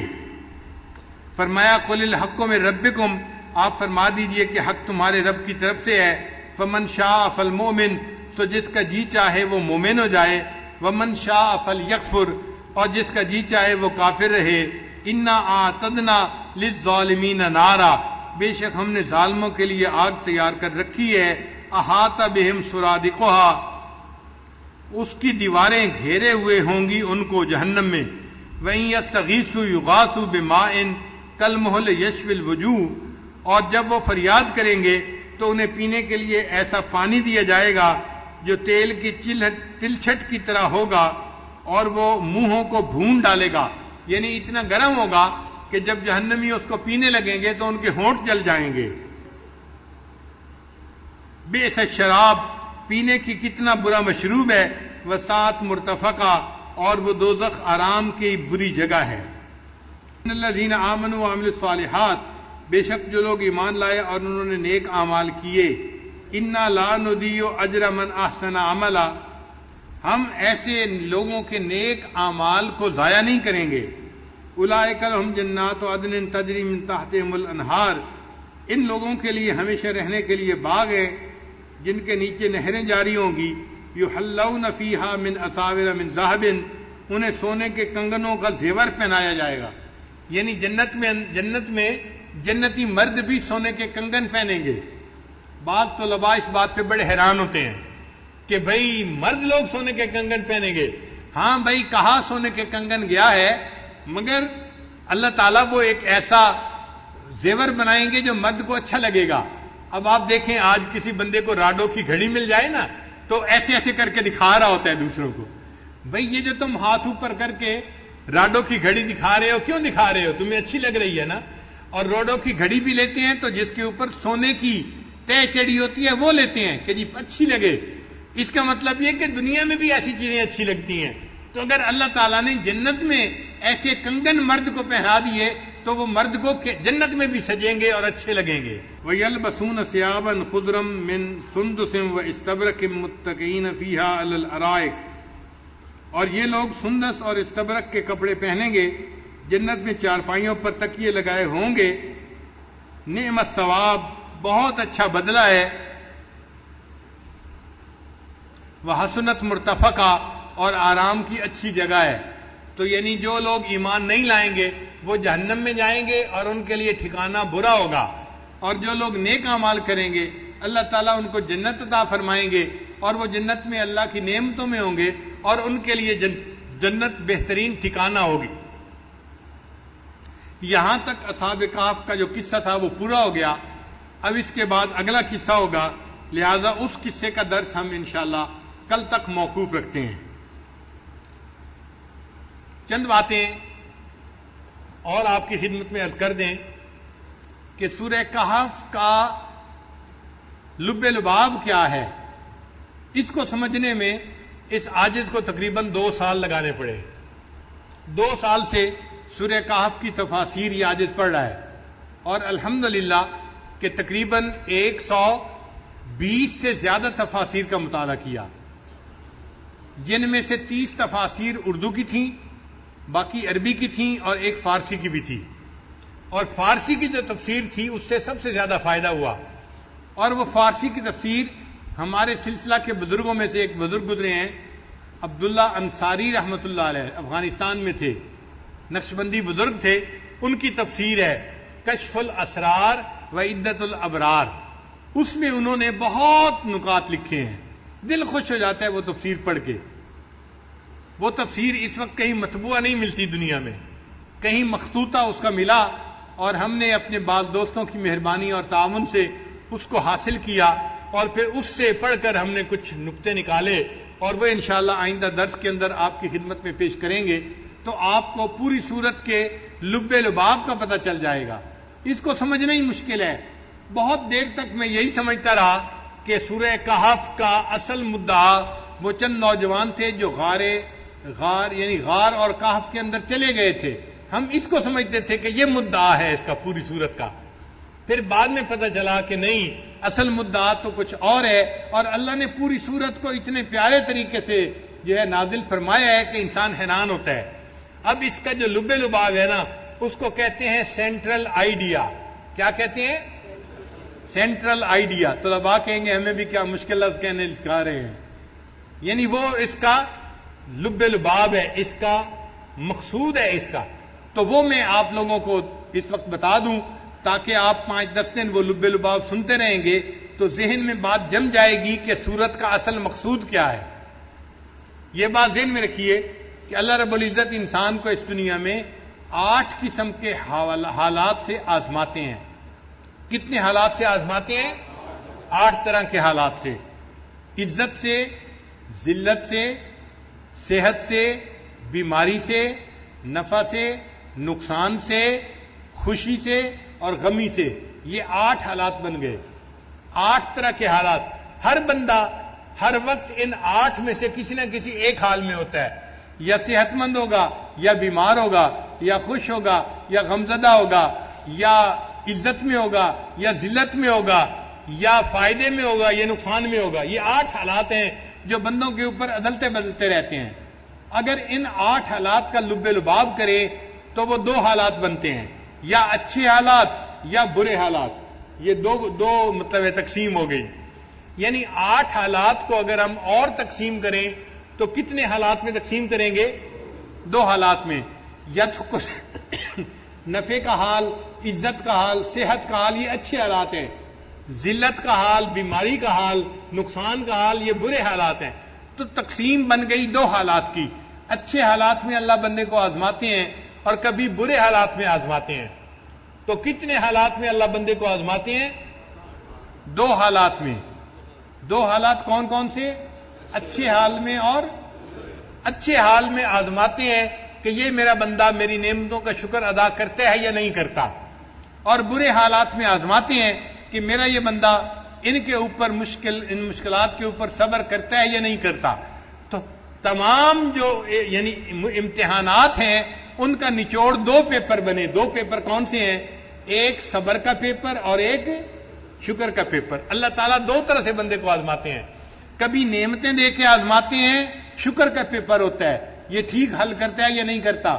یہ نعمتوں میں اگر غافل ہو جاتا ہے اور نافرمانی پہ اتر آتا ہے اور دنیا داری میں لگ جاتا ہے اور نفس کی خواہشات میں لگ جاتا ہے تو یہ اپنے پیپر میں فیل ہو گیا. اور اگر میں نے مشکل حالات بھیجے اور ان مشکل حالات میں یہ بندہ اپنے جو ہے مایوسی میں چلا جاتا ہے اور دین سے ہٹ جاتا ہے، اعمال میں پیچھے ہٹ جاتا ہے، تو اس نے صبر نہیں کیا، یہ بھی اپنے پیپر میں فیل ہو گیا. تو صبر کے وقت میں انسان صبر کرے اور شکر کے وقت میں انسان شکر ادا کرے تو پھر وہ انسان کامیاب ہوتا ہے. تو یہ بات سمجھ آ گئی کہ ہمارے اس زندگی میں جو یہ دارالامتحان ہے، اس امتحان میں مختلف پیپر ہمیں دینے پڑتے ہیں.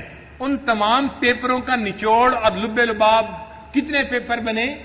2 پیپر بنے. ان پیپروں کا نام کیا ہے؟ ایک شکر کا پیپر اور ایک صبر کا پیپر. یہاں تک بات اچھی طرح سمجھ آ گئی. اب اس سے اگلی بات سمجھیں. اللہ تعالیٰ نے جب حضرت آدم علیہ السلام کو پیدا فرمایا تو اللہ تعالیٰ نے بھی ان کو ان دونوں پیپروں میں آزمایا.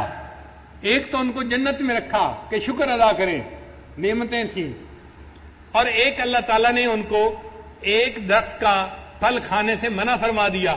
یہ صبر کے پیپر تھا. تو کتنے پیپروں میں آزمایا آدم علیہ السلام کو؟ کون کون سے پیپر تھے؟ صبر کا اور شکر کا. تو شکر کے پیپر میں تو آدم علیہ السلام کامیاب ہو گئے، لیکن جو صبر کا پیپر تھا نا، اس میں شیطان نے قسمیں کھا کے ان کو دھوکہ دے دیا.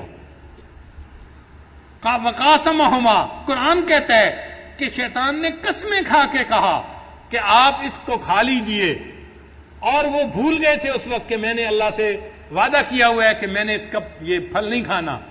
اب چونکہ بھول ہو گئی تھی اور شیطان نے قسمیں کھائی تھی، اعتماد کر لیا تھا، اس لیے انہوں نے وہ پھل کھا لیا، اور جو صبر کا پیپر تھا اس میں پھر کامیابی نہ ہو سکی. اب جب صبر کے پیپر میں کامیابی نہ ہوئی تو اللہ نے ان کو جنت سے اتار کر زمین پر پہنچا دیا. تو یوں آدم علیہ السلام زمین پر اتر آئے اور ان کی اولاد کو زمین کے اوپر اپنی زندگی گزارنی پڑ گئی. اس لیے سورہ کہف کے اندر 5 واقعات ہیں. سورہ کہف کے اندر کتنے واقعات ہیں؟ 5 واقعات ہیں. یہ بہت توجہ سے یاد کرنے والی بات ہے. پہلا واقعہ ہے حضرت آدم علیہ السلام کا. یہ پوری سورہ کہف کا درمیانی واقعہ ہے، سینٹرل واقعہ ہے. یہ ایک قلب ہے پوری سورہ کہف کا. یہ واقعہ کون سا ہے؟ حضرت آدم علیہ السلام کا واقعہ. آیتیں تھوڑی سی ہیں حضرت آدم علیہ السلام کے بارے میں یا ابلیس کے بارے میں، چند آیتیں ہیں واقعہ، اور اس لیے پڑھنے والے لوگوں کی توجہ ہی نہیں جاتی کہ یہ جو تھوڑا سا ہنٹ دیا گیا ہے یہ لب لباب ہے اس پوری صورت کا. ادھر توجہ ہی نہیں جاتی، سمجھنے میں مشکل پیش آتی ہے. تو آدم علیہ السلام کا واقعہ اور شیطان کا بھی اللہ نے اس میں تذکرہ کیا. یہ واقعہ پوری سورت کا لب لباب ہے اور اس میں اللہ نے 2 پیپروں کا تذکرہ کیا. کون کون سے پیپر تھے؟ صبر کا اور شکر کا. پھر اللہ نے اس واقعے سے پہلے 2 واقعات کا تذکرہ کیا. آدم علیہ السلام کے واقعے سے پہلے کتنے واقعات کا تذکرہ کیا؟ 2 واقعات کا. اور وہ 2 واقعات عوام الناس کے تھے. یہ بھی ذہن میں رکھیں. وہ 2 واقعات کن کے تھے؟ عوام الناس کے واقعات تھے. ایک واقعہ تھا نوجوانوں کا کہف کے اندر جانا جو آج ہم نے پڑھا. اور یہ واقعہ جو تھا یہ صبر کا امتحان تھا نوجوانوں سے. اور یہ نوجوان صبر کے امتحان میں کامیاب ہو گئے. انہوں نے صبر کیا نا، گھر چھوڑا، رشتہ دار چھوڑے، بیوی بچے چھوڑے، غار میں چلے گئے. انہوں نے تکلیف پہ صبر کیا اور وہ اس صبر کے اندر کامیاب ہو گئے. اللہ نے ان کو اپنے مقبول بندوں میں شامل فرمایا. تو ایک واقعہ ہے نوجوانوں کا، اور یہ نوجوان کون تھے؟ عام نوجوان تھے. ان عام نوجوانوں کا واقعہ ہے اور یہ صبر کا پیپر تھا اور اس صبر کے پیپر میں یہ نوجوان کامیاب ہو گئے. پھر اس کے بعد اللہ نے ایک دوسرا واقعہ سنایا صاحب جنتین، ایک بندے کا جس کے باغات تھے. یہ بندہ تھا جس کو اللہ نے خوب مال دیا تھا، پیسہ دیا تھا، صحت دی تھی، غنی بنایا تھا. یہ بھی عام بندہ تھا، کوئی خاص بندہ نہیں تھا، بس پیسے والا تھا، اتنی سی بات تھی. ویسے عوام الناس میں سے تھا. اس کو اللہ نے امتحان میں ڈالا اور اس کا امتحان کیا تھا؟ شکر کا پیپر تھا. اس کا امتحان کیا تھا؟ کہ میں نے نعمتیں دی ہیں، اے بندے تم میرا شکر ادا کرو. لیکن یہ بندہ مال کی وجہ سے خواہشات نفسانی میں لگ گیا اور یہ اللہ کو بھول گیا، اللہ پہ ایمان ہٹا بیٹھا. لہذا یہ اپنے پیپر میں فیل ہو گیا، ناکام ہو گیا. تو آدم علیہ السلام کا واقعہ درمیان میں ہے. ان سے 2 پیپر لیے گئے، صبر کا اور شکر کا. اور ان سے پہلے 2 واقعات کو بیان کیا گیا. کون کون سے واقعات؟ ایک اصحاب کہف کا، یہ بھی عوام الناس کا واقعہ تھا. اور ایک صاحب جنتین کا، یہ بھی عوام الناس میں سے ایک بندہ تھا مگر مال والا تھا. مگر پہلا پیپر صبر کا تھا اور دوسرا پیپر، پہلے والے بندے کامیاب ہو گئے اور دوسرے والا بندہ ناکام ہو گیا. پھر اللہ تعالیٰ نے آدم علیہ السلام کے واقعات کے بعد 2 واقعات کا اور تذکرہ کیا. اور یہ دونوں واقعات خواص کے واقعات تھے.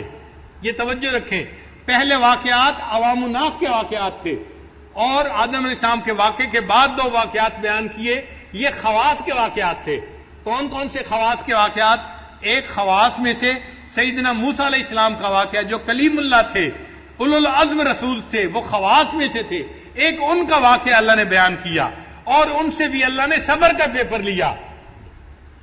اور ان کو بھی کہنے والے نے کہا تھا آپ صبر نہیں کر پائیں گے، اور نتیجہ واقعی کیا نکلا کہ انہوں نے سوال پوچھ لیا اور واقعی ان کے اس پیپر میں بھی کچھ کمی رہ گئی.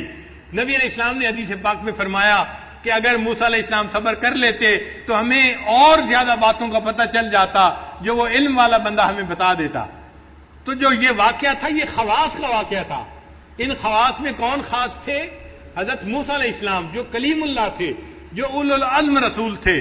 ان کے اوپر یہ امتحان آیا. امتحان تھا صبر کا، مگر واقعی صبر کا رکھنا مشکل تھا کیونکہ واقعے کی تفصیلات ہی ایسی تھی کہ ایک بندہ ایک کام کو ہوتے دیکھ رہا تھا اور شرعاً بات سمجھ میں نہیں آ رہی تھی.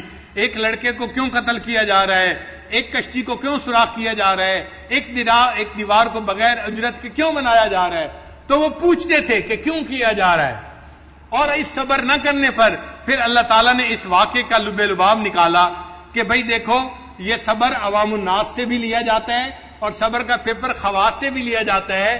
کئی مرتبہ عوام الناس پاس ہو جاتے ہیں اور خواص پاس نہیں ہو پاتے، اور کئی مرتبہ خواص پاس ہو جاتے ہیں، عوام الناس پاس نہیں ہو جاتے. تو اصل مقصد بتانا یہ تھا، عام ہو یا خاص ہو میرا امتحان سب کے لیے ایک جیسا ہے. میرے بندو تم سب بندے ہو اور میں تمہارا رب ہوں، لہذا تمہارے اوپر صبر کے امتحان آئے گا، تم نے بندہ بن کے صبر کرنا ہے. اور اگر شکر کا امتحان آئے گا تم نے میری تعریفیں کرنی ہے، میری حمد بیان کرنی ہے، میری اطاعت اور فرما برداری کرنی ہے. لہذا آدم علیہ السلام کے واقعات کے بعد پھر 2 واقعات بتائے گئے. ایک واقعہ حضرت موسیٰ علیہ السلام کا اور خضر علیہ السلام کا ہے، اور دوسرا واقعہ ذوالقرنین، سکندر ذوالقرنین کا واقعہ. وہ بھی خواص میں سے تھا. کیوں کہ وقت کا بادشاہ تھا اور اللہ نے ان کو بڑا علم دیا تھا اور اللہ نے ان کو بصیرت دی تھی اور انہوں نے اللہ کے حکموں کو جو ہے قائم کیا تھا دنیا کے اوپر. تو جو دین کو دنیا پر قائم کرنے والا بندہ ہو اور وقت کا بادشاہ بھی ہو تو وہ تو بڑا خاص بندہ ہوتا ہے جو شریعت کو قائم کرنے والا ہو. تو لہذا یہ بھی خواص کا واقعہ تھا. اور ان کے اوپر جو امتحان آیا وہ کس کا تھا؟ وہ شکر کا امتحان تھا کہ اللہ نے ان کو دنیا کی ہر نعمت عطا فرمائی تھی. اتبعہم سببا، یعنی جس چیز کی ان کو طلب ہوتی تھی اللہ ان کو وہ چیز پہنچا دیتے تھے، ان کو وہ چیز مل جاتی تھی. تو جب اتنی نعمتیں اللہ نے ان کو عطا فرما دی تو نفس تو ایسے بندے کو جو ہے غرور اور تکبر کے اوپر ابھارتا ہے، مگر ان کے اندر غرور پیدا نہیں ہوا. انہوں نے کہا کہ نہیں، سب کام کرنے والا میرا اللہ ہے اور ہم نے اپنے اللہ کی فرما برداری کرنی ہے. انہوں نے چونکہ اللہ کا شکر ادا کیا لہذا اللہ نے ان کے واقعے کا تذکرہ بھی قرآن مجید میں فرما دیا. تو پوری سورہ کہف میں کتنے واقعات بیان ہوئے؟ ان 5 واقعات میں سب سے درمیانی واقعہ کون سا ہے؟ حضرت آدم علیہ السلام کا. اور آدم علیہ السلام سے کتنے پیپر اللہ نے لیے؟ اور ان 2 پیپروں میں کون کون سے تھے؟ صبر کا اور شکر کا. اور اولاد آدم سے بھی اللہ تعالیٰ کتنے پیپر لیتے ہیں؟ ہم سے 2 پیپر لیے جاتے ہیں. کون کون سے؟ لیکن جب ہمیں صبر کا وقت آتا ہے تو ہم مایوسی کی باتیں کرنے لگ جاتے ہیں، شکوے کی باتیں کرنے لگ جاتے ہیں. بیٹا فوت ہو تو ذرا ماں کی بات سنا کریں، کیا کیا باتیں کرتی ہیں. جوان بیٹا اللہ نے مجھ سے لے لیا، یہ کر لیا، وہ کر لیا، ہم بے صبری کی باتیں کرنے لگ جاتے ہیں. جوان عورت کا خامند فوت ہو جائے بڑا صدمہ ہوتا ہے واقعی، مگر اللہ صبر دیکھنا چاہتے ہیں. اور وہ عورت اس جوانی کی موت کے اوپر کیا کیا آواز زبان سے نکالتی ہے، سننے والی باتیں ہوتی ہیں. بندہ دیکھتا ہے کہ یہ پاس ہو رہا ہے یا فیل ہو رہا ہے، اپنی آنکھوں سے دیکھتا ہے. تو صبر کے حالات میں صبر کرنا مشکل کام ہے اور شکر کے حالات میں شکر کرنا یہ بھی مشکل کام ہے، مگر یہ دونوں طرح کے امتحان ہیں جو ادا کرنے پڑتے ہیں. تو سینٹرل واقعہ کون سا تھا؟ حضرت آدم علیہ السلام کا. اللہ نے ان کو شکر اور صبر 2 پیپروں میں آزمایا. اور ان سے پہلے اللہ نے کتنے واقعات کا تذکرہ کیا؟ 2 واقعات کا. وہ واقعات کن کے تھے؟ عوام الناس کے تھے. کون کون سے تھے؟ ایک اصحاب کہف تھے، نوجوان تھے، یہ غریب تھے مگر ایمان کے اوپر ڈٹے رہے، صبر کے اوپر جمے رہے اور اللہ نے ان کو کامیاب فرما دیا، یہ پاس ہو گئے اپنے پیپر میں. اور دوسرا واقعہ کن کا تھا؟ باغ والے کا واقعہ تھا. یہ امیر آدمی تھا مگر عام بندہ تھا. اللہ نے اس کو شکر کے پیپر میں آزمایا مگر مال نے اس کے دماغ کو خراب کر دیا. وہ خواہشات نفسانی کے پیچھے لگ گیا اور سمجھنے لگا یہ میرا مال تو میرے ساتھ ہمیشہ رہے گا، میں دنیا میں بھی مالدار ہوں اور آخرت میں مر کے بھی میں جنت میں چلا جاؤں گا. اللہ تعالیٰ نے دکھا دیا کہ یہ بندہ شکر کے امتحان میں ناکام ہو گیا. پھر آدم علیہ السلام کے واقعے کے بعد کتنے اللہ نے واقعات بیان فرمائے؟ وہ 2 واقعات کن کے تھے؟ خواص کے تھے. ان میں پہلا واقعہ کن کا تھا؟ حضرت موسیٰ علیہ السلام کا واقعہ. اور اس میں صبر، اس میں پیپر کا نام کیا تھا؟ صبر کا پیپر تھا. اور عجیب بات ہے کہ صبر کا لفظ بار بار آیا ہے کہ وَكَيْفَ تَصْبِرُ عَلَى مَا لَمْ تُحِطْ بِهِ خُبْرًا. آیتیں بتا رہی ہیں کہ صبر کا امتحان تھا اور وہ کہہ بھی رہے تھے کہ اگر تم نے صبر نہ کیا تو میں آپ سے الگ ہو جاؤں گا. اور واقعی ایک وقت آیا کہ انہوں نے کہا هَذَا فِرَاقُ بَيْنِي وَبَيْنِكَ، میرے اور آپ کے درمیان اب فاصلہ ہے، اب جدائی ہے. تو یہ خواص کا امتحان تھا. اور کس کا امتحان تھا؟ صبر کا امتحان تھا. اور دوسرا واقعہ کن کا تھا؟ دوسرا واقعہ تھا سکندر ذوالقرنین کا. یہ کس کا امتحان تھا؟ شکر کا امتحان تھا. کیوں؟ اللہ نے ان کو خاص بنایا تھا. سکندر ذوالقرنین خاص کیوں تھے بھائی؟ وہ کوئی نبی تو نہیں تھے، پھر خاص کیوں تھے؟ بادشاہ تھے اور انہوں نے اللہ کے حکموں کو نافذ کیا تھا. جو بادشاہ ہو اور اللہ کی زمین پر اللہ کے حکم کو نافذ کرے وہ اللہ کا خاص بندہ بن جاتا ہے. اس لیے تو کہتے ہیں وَسُلْطَانُ الْمُسْلِمِ ذِلُّ اللَّهِ فِي الْأَرْضِ. اور جو مسلمانوں کا بادشاہ ہوتا ہے وہ زمین کے اوپر اللہ کا سایہ ہوتا ہے، اس کو اللہ تعالیٰ بڑا مقام عطا فرماتے ہیں جو اللہ کی زمین کے اوپر اللہ کے حکموں کو نافذ کرنے والا ہو. اور وہ شکر کے امتحان میں کامیاب ہوئے کہ انہوں نے اللہ کی عظمت کو بیان کیا اور انہوں نے ایک دیوار بنا کر دکھا دی لوگوں کے لیے اور اس کے اوپر ان سے کوئی اجر بھی نہیں مانگا. تو اب پوری صورت کا ایک خلاصہ آپ کے ذہن میں آ گیا نا. اب اس خلاصے کو ذہن میں رکھتے ہوئے ہم ایک ایک واقعے کو لے کے چلتے رہیں گے. پہلے دن میں صرف واقعہ بیان کروں گا، جیسے آج صرف اصحاب کہف کا واقعہ بیان کیا ہے کہ واقعے کا پتہ چل جائے کہ واقعہ کیا تھا.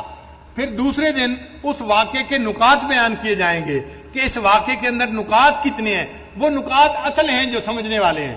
انشاءاللہ 5 واقعات ہیں، 10 دن اللہ نے دیے ہیں. ہم ایک دن واقعہ بیان کریں گے، ایک دن اس کے نکات بیان کریں گے.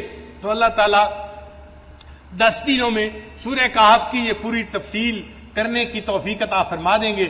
ہمیں اللہ تعالیٰ ایک طالب علم بن کر زندگی گزارنے کی توفیق عطا فرمائے اور ہماری اس طلب علم کو اللہ تعالیٰ اور زیادہ فرمائے. رب زدنی علما وآخر دعوانا ان الحمد للہ رب العالمین.